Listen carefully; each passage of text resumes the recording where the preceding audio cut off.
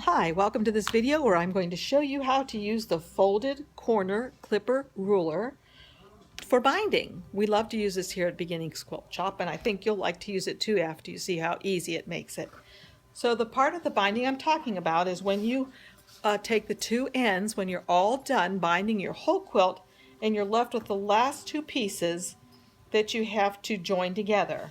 As you can see up here, maybe where I've joined them very neatly using this technique.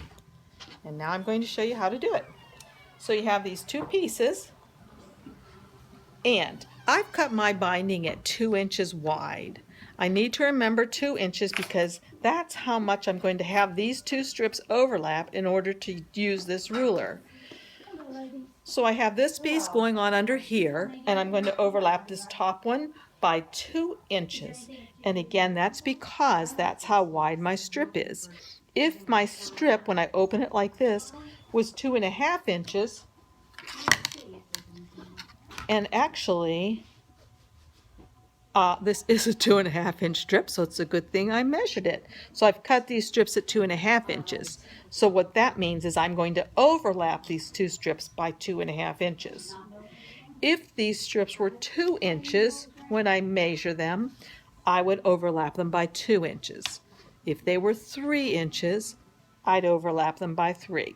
But again, these I cut at 2.5 inches, so I'm going to overlap them by 2.5 inches.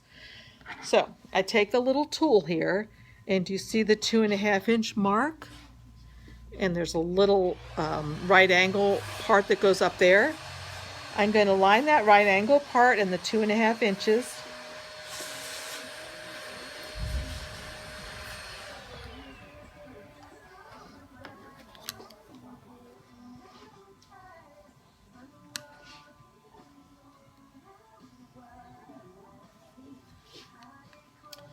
So I find this little end right here, and I put the little straight end on that side, and I find the 2.5 inch mark right here, and I'm going to mark a mark right on my fabric here on the top one.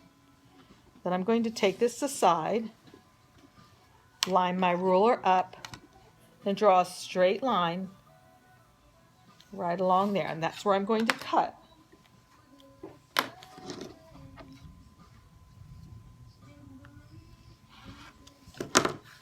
So that leaves it so I have, again, if I were to measure this, this is a 2.5 inch overlap of these two pieces. The next thing I need to do is take my folded corner clipper ruler. On the left hand side, I'm going to put it right side down, open it up like this. Take this, put the 2.5 inch line on the base of the strip and the little right angle part at the right angle, and I'm just going to slip this off or cut it off with my rotary cutter. So notice this is being pointed to my right, and I'm doing it with the right side up. I have to do the same thing with this part. I have to have it pointing to my right. So what I have to do is just kind of twirl this around so it's pointing to the right, open it up flat like this, so that I'm going to be cutting on the right side. So let me show you again. I take this part, I move it over like this so it's pointing to the right side is up. Then I take the folded corner clipper again, line up the 2.5 inch mark down here and the right angle mark right there, and cut that off. That's all I have to do. These are going to match up perfectly now. So what I do now is I usually take these two and flip them like this so that I can put right sides together, and they'll match up perfectly. And I like to put a little pin in them just because I like to double check to make sure everything's right and I didn't get anything twisted before I start stitching. So there's a pin and a second pin here. And now when I pull this, it should flip it right together and they match perfectly. If I had a third pin in here, it would hold it a little bit better. Okay. But there you have it. Then all I would do is go over to my machine and do a 1/4 inch seam right down here. Can probably put one more pin in there.